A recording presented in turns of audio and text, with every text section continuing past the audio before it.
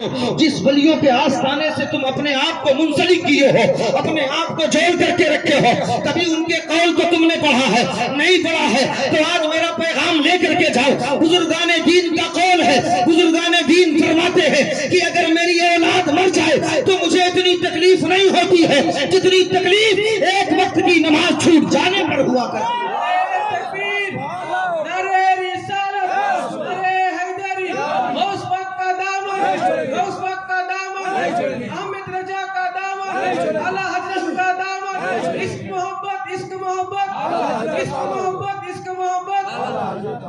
آج ٹھنڈ لگ جائے تو ہم نماز چھوڑ دیتے ہیں، لیکن جن بزرگان دین کے دامن کو آپ نے ہاتھ میں لیا ہے، آخر مسجد بغل میں کیوں بنی ہے؟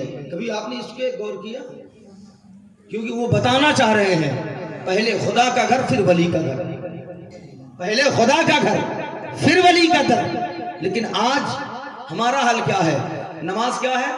دین کا ستون، دین کا کھمبا ہے نماز، اور قیامت میں نماز کے بارے میں پوچھا جائے گا، قیامت میں نماز کے بارے میں سوال ہوگا۔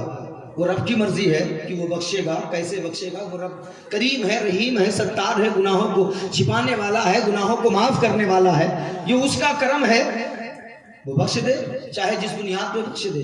لیکن ایک بات یاد رکھ لیں کہ نماز کسی صورت میں معاف نہیں ہے، نماز بیماری کے بھی حالت میں معاف نہیں ہے، پھر تو ہم تو تندرست ہیں، اللہ نے ہمیں صحت دیا ہے۔ اچھا ایک بات بتائیں، ہم کیا سمجھ کر کے نماز نہیں پڑھتے؟ کیا سمجھتے ہیں آپ کہ نہیں پڑھتے؟ خدا کیا کرے گا؟ ایک بات بتائیں، یہ علماء بیٹھے ہیں، آپ ان سے پوچھ لیجئے گا، اللہ جب آپ کیا سوچتے ہیں؟ ہم نماز نہیں پڑھتے پھر بھی کماتے ہیں نا؟ اب یہ سوچتے ہو ہم نماز نہیں پڑھتے پھر بھی دولت مند ہیں، ہم نماز نہیں پڑھتے پھر بھی ہمارے پاس گاڑی ہے، بیگ بیلنس ہے، سب کچھ ہے۔ اللہ کی قسم، اللہ جب اپنے بندے سے ناراض ہوتا ہے تو دولت نہیں چھینتا ہے، اس کا رزق نہیں چھینتا ہے، اس کی شہرت کو نہیں چھینتا ہے، اس کی عزت کو نہیں چھینتا ہے، اس کے حسن و کمال کو نہیں چھینتا ہے۔ اللہ جب کسی بندے سے ناراض ہوتا ہے تو پھر اس سے سجدے کی توفیق چھین لیا کر، سبحان اللہ، سجدے کی توفیق چھین لیتا ہے۔ اگر تم نماز نہیں پڑھ رہے ہو تو پھر تم یہ سوچ لو کہ اللہ تم سے ناراض ہے۔ تمہاری اور ہماری اوقات کیا کہ ہم مسجد نہ جائیں؟ بھی چند دن کے لیے لاک ڈاؤن لگا تھا، پورا محلہ بھگا جا رہا تھا، کیوں؟ خدا اگر چاہ لے نا تو پوری زندگی تم مسجدوں میں گزار دو گے، اور اللہ اسی کو مسجد میں بلاتا ہے جس کے سجدے کو اللہ قبول کرتا ہے، جس کو پسند کرتا ہے۔ لہذا نماز کے پابند بنو، بزرگان دین سے منسلک رہو، ان سے وابستہ رہو، ان کی چوکھٹوں پہ جایا کرو، اس لیے کہ ان کی چوکھٹوں پہ جانے سے دلوں میں نور پیدا ہوتا ہے، ایمان کو تقویت ملتی ہے۔ لیکن یاد رکھنا، نماز نہ چھوڑنا، کیونکہ اگر تم ایک مرتبہ مزار پہ نہیں گئے تو قیامت میں اس کی پوچھ نہیں ہوگی، لیکن اگر تم نے فرض نماز چھوڑی ہے تو کل قیامت میں تم سے پوچھا جائے گا اور تمہیں حساب دینا۔ یاد رکھیے گا کان کھول کر، نماز افضل العبادت ہے، نماز مومنوں کی معراج ہے۔ لیکن افسوس کہ ہم غافل ہیں، پھر ہم کہتے ہیں ہم تباہ ہو رہے ہیں، ہم پہ ظالم بادشاہ مسلط ہو چکا ہے۔ آخر کیوں؟ وجہ کیا ہے؟ آج مسلمان ہر جگہ جھک رہا ہے، وجہ کیا ہے؟ کبھی ہم نے سوچا؟ نہیں سوچا، تو میں بتاتا ہوں جھکتا کیوں ہے ہر جگہ۔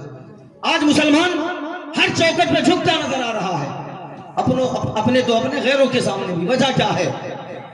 وجہ کیا ہے؟ آپ دیکھ رہے ہو آپ کے ہاں دو پائے کے بزرگ آرام کر رہے ہیں، اپنے بھی بھگے جا رہے ہیں، بیگانے بھی جا رہے ہیں، اپنے بھی جھکتے جا رہے ہیں، غیر بھی جھکتے جا رہے ہیں۔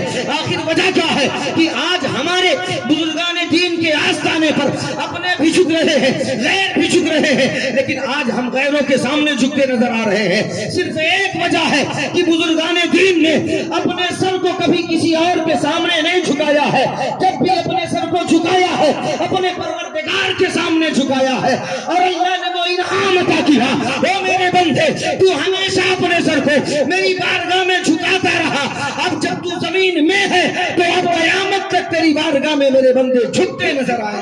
نعرہ تکبیر، نعرہ رسالت، سیرت مصطفیٰ، سیرت مصطفیٰ، مجاہد ملت، مجاہد ملت، مجاہد ملت۔ اگر تم چاہتے ہو، اگر تم چاہتے ہو کہ دنیا ہمارے قدموں میں جھکے. اللہ کی قسم تم اپنی پیشانی کو اپنے رب کے حضور جھکا دو, دنیا تمہاری قدموں میں جھکتی نظر آئے, دنیا جھکتی نظر آئے. لیکن ہمیں وقت نہیں ہے کہ ہم اپنے سر کو خدا کی بارگاہ میں جھکائیں, ہے نا. تو میرے کیف انہیں نماز کی اتنی فکر تھی. وہ 8 سال کی بچی دوڑ کے آئی, اور الحمدللہ آج مجھے یہاں آنے میں جب میں پہنچا ہوں تو الحمدللہ بہت عزت کیا میرے بھائیوں نے, کمیٹی والوں نے بہت جگہ گھمایا ٹہلایا. لیکن جو مجھے سب سے بڑی خوشی حاصل ہوئی, میں یہ نہیں جانتا کہ ان بچوں کو تعلیم دینے والا شخص آدمی ہے یا عورت ہے, لیکن جس نے بھی تعلیم دیا ہے, بچے جب قرآن پڑھ رہے تھے میں سویا نہیں, ان بچوں کا قرآن پڑھ رہا تھا, ان کا تلفظ اور ان کا مخرج میں دیکھ رہا تھا. الحمدللہ قرآن تو ہر جگہ پڑھائے جاتے ہیں, لیکن جس مخرج کے ساتھ وہ بچے پڑھ رہے تھے چھوٹے چھوٹے, بہت اچھا لگ رہا تھا. اللہ تبارک و تعالیٰ ان بچوں کے علم میں, عمل میں اور ان کے جسم میں بے پناہ برکتیں عطا فرمائے. اللہ تبارک و تعالیٰ ان بچوں کو اور ان کے گھر والوں کو ہر آفات و بلیات سے محفوظ و معمون فرمائے, اور ان کے سینے میں اللہ تبارک و تعالیٰ علم کا بے پناہ اللہ تبارک و تعالیٰ سبھی بچوں کے سینے میں علم حاصل کرنے کی توفیق و رفیق عطا فرمائے.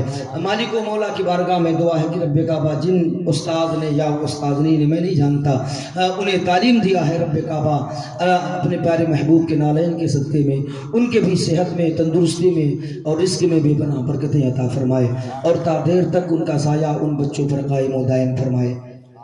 تو یہ بچوں کی تربیت ہے, اسی پہ مجھے گفتگو کرنی ہے. علم کیا ہے؟ اگر میں چاہوں تو بہت موضوع نکال سکتا ہوں جو آیت پڑھا ہوں, قل هل يستوي الذين يعلمون والذين لا يعلمون. اے محبوب آپ فرما دیجئے کہ جو پڑھے لکھے ہیں اور جو نہیں پڑھے لکھے کیا وہ برابر ہیں؟ اور نصیحت کی باتیں انما یرید اللہ لیذھب, اور وہ ادب کی بات وہ سیکھتے ہیں جو نصیبے والے ہوتے ہیں. بہر کیف تو علم والے اور غیر علم والے, جن کے پاس علم ہے اور جن کے پاس علم نہیں ہے, آقا فرماتے ہیں, آقا سے رب نے کہا محبوب آپ فرما دو کیا وہ برابر ہے جس کے پاس علم ہے اور جس کے پاس علم نہیں؟ بس اسی ٹاپک پر میں تھوڑی دیر بولوں گا, پھر اس کے بعد مرضی آپ کی ہے. تو وہ 8 سال کی بچی ہے, تربیت اگر اچھی ہو تو پھر گھر بھی اچھا ہوتا ہے, بچے اچھے ہوتے ہیں, اور اگر تربیت اچھی نہ ہو, انہیں دینی تعلیم نہ ملے, تو پھر وہی بچی بڑی ہونے کے بعد بہت کچھ بنتی ہے. کبھی شوہر بنے گی, پھر اس کے بعد ماں بنے گی, پھر اس کے بعد اس کا رول کیا ہوگا اللہ خیر کرے. لیکن جب وہی بیٹی شروع سے جب علم دین کو سیکھے گی تو مجھے پتا چلے گا کہ حضرت فاطمہ الزہرا بنت رسول اللہ صلی اللہ علیہ وسلم نے اپنا بچپنا کیسے گزارا ہے, حضرت فاطمہ نے اپنی جوانی کیسے گزارا ہے.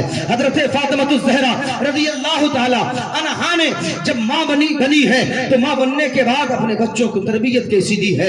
ان بچیوں کو تب پتا چلے گا جب ہم اپنے بچیوں کو علم دین سے آراستہ کریں گے. جب ہماری بچیاں علم دین سیکھنے مدرسے میں قدم رکھے گی تب انہیں پتا چلے گا کہ شوہر کا مقام. کب چاہ رہے ہو بھائی صاحب؟ درود پاک پڑھ لیں. اللہ